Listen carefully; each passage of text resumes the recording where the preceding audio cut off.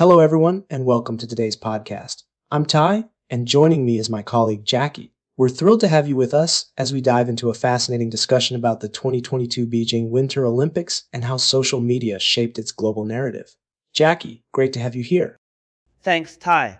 I'm excited to be here and share some intriguing insights from our recent study.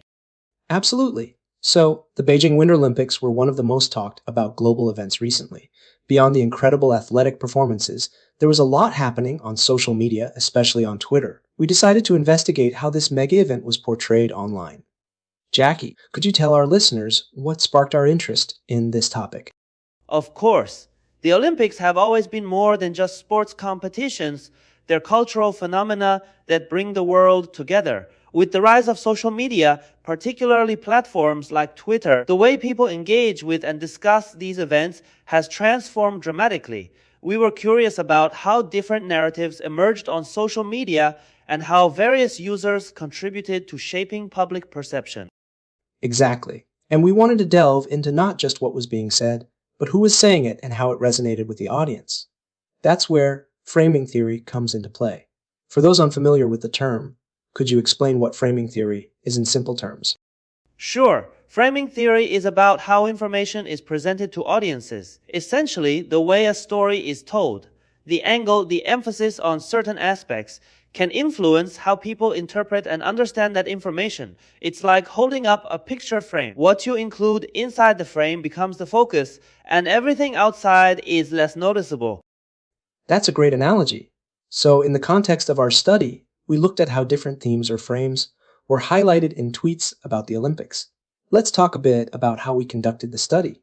We collected tweets over a full year surrounding the event, right? Yes, that's correct. We gathered over 1 million tweets related to the Beijing Winter Olympics from March 2021 to March 2022. This allowed us to see how conversations evolved before, during, and after the games. And to make sense of such a massive amount of data, we used a technique called LDA topic modeling. For our listeners, could you explain what that is in layman's terms? Certainly. LDA, or latent Dirichlet allocation, is a type of statistical model that helps identify topics within a large collection of text. Think of it as sorting a huge stack of papers into different piles based on the themes they discuss without having to read each one individually. It looks at the words used and groups texts that have similar word patterns. That's a helpful explanation. So, using LDA, we identified 3 dominant themes in the tweets. The first was athletic achievements and competition results. Exactly. This theme included discussions about medal counts, standout performances, and celebrations of athletes' accomplishments. The second theme was about international participation dynamics, including boycotts and diplomatic engagements.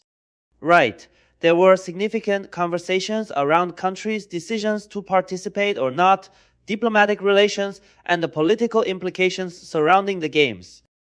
And the third theme focused on geopolitical undertones, reflecting on the host nation and global conflicts. Yes, this included discussions about China's role as the host as well as broader geopolitical issues that were happening concurrently, like tensions between certain nations. It's fascinating how a sporting event can encapsulate so much more than just sports. Now, we also categorized Twitter users based on their follower counts. We had mega, macro, micro, and nano content creators.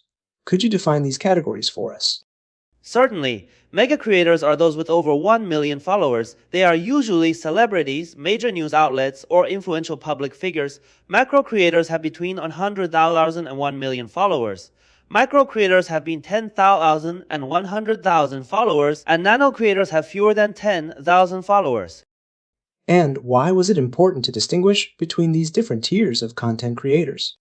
Because the reach and influence of a user's tweets can vary greatly depending on their follower count. We wanted to see how different users contributed to the overall conversation and how their tweets engaged audiences. That's a key point. So, what did we find in terms of how these different creator tiers engaged with the 3 themes? We observed that mega creators predominantly amplified discussions around athletic achievements. Their tweets celebrating athletes and highlighting competition results received significant engagement. Macro creators showed varied engagement across all themes, suggesting they were responsive to ongoing events. Micro creators tended to focus more on geopolitical issues, with their audiences engaging deeply with these topics. Interestingly, nano creators were actively involved in both sports achievements and political discussions. It's interesting that the nano creators, despite having smaller followings, were quite engaged in diverse conversations. Absolutely. While their individual reach is smaller, collectively, they contribute a substantial volume of content and can influence niche communities. Could you share some examples to illustrate these findings? Sure. For instance, tweets from mega creators like major news outlets would highlight gold medal wins and record-breaking performances, generating thousands of likes and retweets. A macro creator might share commentary on a country's decision to diplomatically boycott the games, sparking discussions among their followers. Micro creators might delve into analysis of the geopolitical implications of the Olympics being held in Beijing, and nano creators could be sharing personal opinions or engaging in conversations about both the sports and the politics.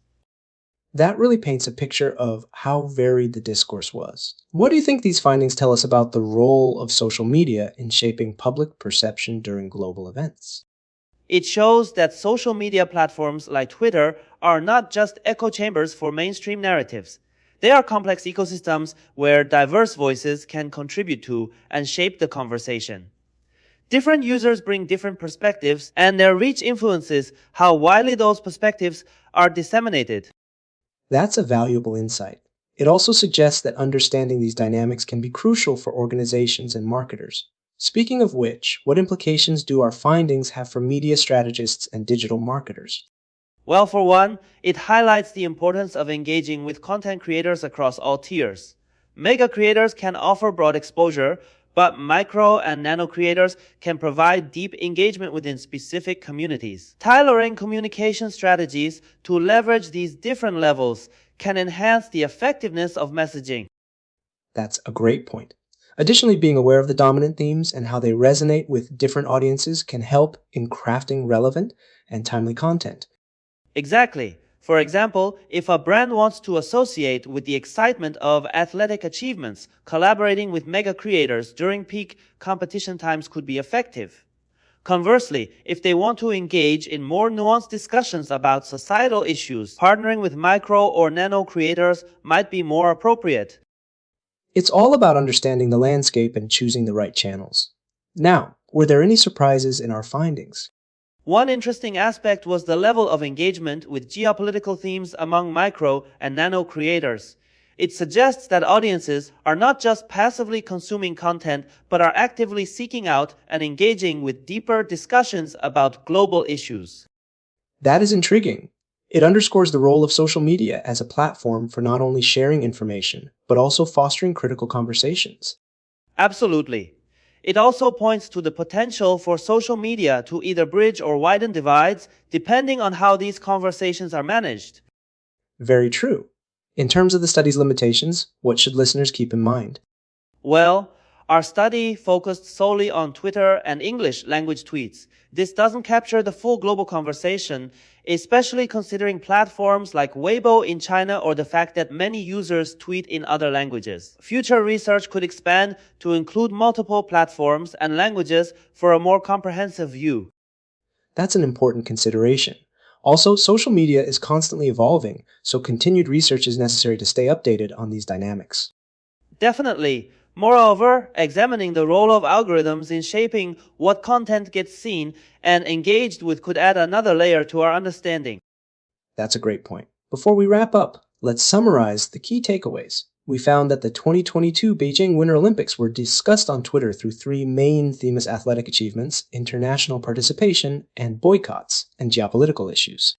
And that different content creator tiers contributed differently to these themes, with mega creators focusing on sports achievements, macro creators showing varied engagement, micro creators engaging with geopolitical discussions, and nano creators participating across all themes. These findings highlight the multifaceted nature of social media discourse and the importance of considering both who is speaking and what they are saying. Exactly. It emphasizes that to truly understand public perception during global events, we need to look beyond traditional media and consider the diverse voices on social media. Well said. Any final thoughts you'd like to share? Just that as social media continues to play a central role in how we experience global events, it's crucial for stakeholders to engage thoughtfully with these platforms. There's immense potential to foster positive dialogue and understanding. Absolutely. Thank you so much, Jackie, for sharing your insights today. This has been a fascinating discussion. Thank you, Tai. I enjoyed our conversation and hope our listeners found it enlightening. I'm sure they did. And to our listeners, thank you for joining us. We hope you found this discussion insightful and that it sheds light on the complex interplay between social media and global events. Until next time.